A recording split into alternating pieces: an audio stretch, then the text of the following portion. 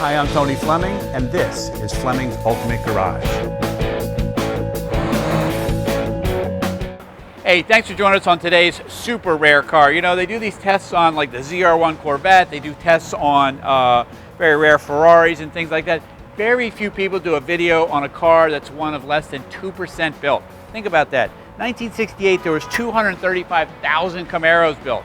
235,000, not 2,300, not 23,000, 235,000. That's more cars than Infiniti sells, Subaru sells, Mitsubishi sells, right? Of all their cars. This is just one model, and this car right here is one of 4,500 built. Having said that, one of 4,500 built is a low number, but how many are actually left? And then on top of it, how many are as documented and restored and authenticated as this one is? And I think that you're going to find by the time we're done this and you've looked through the documentation and checked all the details out that this may be the rarest 68 Camaro that's out there. Just saying, don't know for sure, but quite possibly it could be. So we start out with a car that was originally this color, originally that interior, all right? And as we walk around, you're going to see that really most everything on it is bone stock, and that's the way you'd want to buy an investor grade car. So let's start with the paint since it's fresh. It's just been done recently. It comes with lots of receipts too, so that you can have the restoration. Check that out right there. Look how nice that is. You can read all of that detail in there. Yep. I'm getting a lot of coaching from the cameraman who wants to see my watch in the paint, all right? And it's making it a lot more difficult, all right? Anyway, so I keep looking at this thing because you know why? It's 2 pages long. It has so much stuff going on. And anyway, so Matador red, the white interior, the white nose stripe, and this, which is cool because it makes it look like a convertible, right? Without the convertible negative parts, you get the shaking of the car, the loud, the safety. Somebody cut the top, little stuff like that, all right?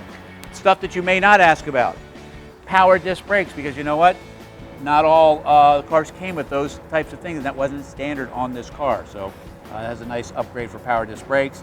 This has modern radials on it. We can put the polyglass back on if you'd like, or redline tires on it, which would be more period correct if you're going to show the car all over. But if you want to drive it, that's a great tire to have on there because it makes it drive really, really nice. All right, front and rear spoilers. All right, all new chrome, stainless, things like that all around. So let's keep walking around for a second. All right.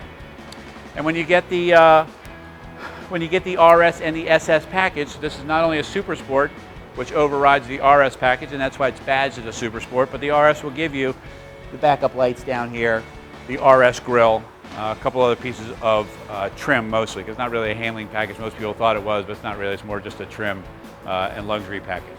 All right, so as we look through here, like correct speaker grille style for 1968, all right? And under here, if we could, I'd like Colin just to come over here real quick since we're back here and take a peek under here and look at this. It's got the correct transverse muffler in it. It's detailed undercarriage, the correct vent exhaust, all right? And this car just sounds wonderful when you start it, all right? So we have rambled about the look of the car, and part of the look of the car though is how straight the body is. These Camaros, because they're unibody, are not easy to get straight up and down the sides, and so I like to be able to show you guys how really tight everything is. Normally the corner of the door of these cars sticks way out, and when it's done right, it doesn't do that, and that's not a chip, that was just a little piece of dust on there. That's a great looking car, man. All right, let's go check out the engine compartment. All right, we're rolling. Okay, so let's say you want to take this to a car show. You may or may not. You might want to just drive it to work. You might want to just hang out with it in your garage. You might want to just go anywhere you want in it. What I want to do for you is I want you to be able to open the hood and people go, wow, that's a really nice car. What I want to show you is why is this a really nice car. So for instance, come on up. All new wiring in here, right? The correct vacuum system for the headlights. The radiator's correct and detailed. Tower clamps. You say, well, what's the big deal about tower clamps and GM hoses? That can't be too expensive. You're right, it can't be. But when you add all of that up with all of the other things you're doing, it becomes a very expensive proposition to restore these cars. Stamped there, paint, body, and trim, PBT. It's got the correct exhaust manifolds on it, Packard wires, winner's intake, all of these little things that make up for a really authentic car. And then when we look at the documentation that comes with it, you're going to go, wow, that is one crazy, crazy car. I had no idea. Well, you're right. So this is important because I want you to see that it looks really good when you open it, and it's very authentic looking as well. All right, so let's come in here. Little detail stuff, man. So stuff like the trunk mat is done properly. It's detailed and painted correctly inside. Decals inside of here, new weather stripping. We also saved, during the restoration, the original parts. Date-coded seat belts. The date's still on these things here. If you want to put them back in, you can. All kinds of original nuts and bolts. Just all the little stuff that went along the way during the restoration process, and we wanted to keep some of those. That comes with the car. Take it with you. You could do whatever you want with it. Probably put it on eBay and probably sell it for $1 million, $1.5 million and retire.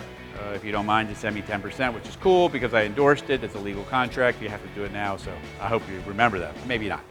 All right, so we have done all the things on this car except the most important thing, and that's get in the seat that you're going to be getting in. So let's go do that now. Okay, so come on in here because this is where you're going to be spending most of your time anyway. All right. That's a nice sounding door. Like, listen to that. All right. So in here we have our tick-tock tack, meaning we have our clock that's working, right? A working clock inside the tack like it would have come from the factory. 120 mile-an-hour speedometer, factory console and gauge package, right? You couldn't get air conditioning in a 375 horsepower car, so it does not have air conditioning like it's supposed to. And this is the second kind of upgrade, and that's an authentic looking radio, but it's an upgrade for the digital sound and all the things that you might get when you add things. If you wanted to add your iPod or whatever, it plugs into the back of that, all right? New pearl white interior. Not all white like it's not supposed to be. It's supposed to be pearl white, and that's the right color for this interior, right? New carpets, mats, headliners new, package tray, window crank, handles. If you've ever restored a car, man, you know it costs a lot of money to do all that stuff. Original steering wheel's been restored. Got no cracks in it, so it's nice there too.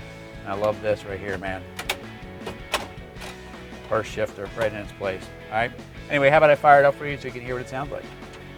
As soon as I figure out which key goes where, I'll be doing that for you. Look at that. That's factory stock, man. And power steering. How nice is this?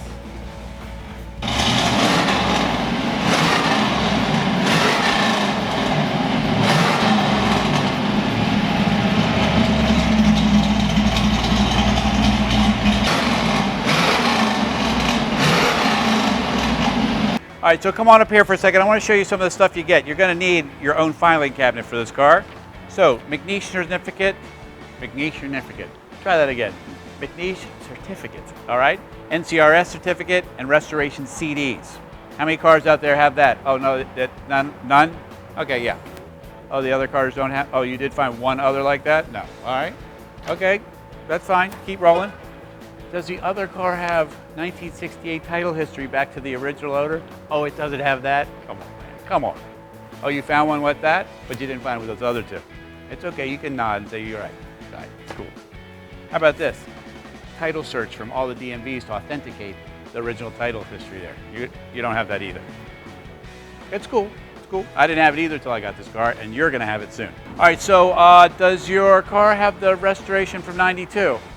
Oh, it doesn't have that either. All right, well, that's cool. Oh, you did find one with that, but you couldn't find one with the other three things? But I bet that car does not have the restoration from 09 and 10. And now, my friends, we have what we call a full hand. How you doing?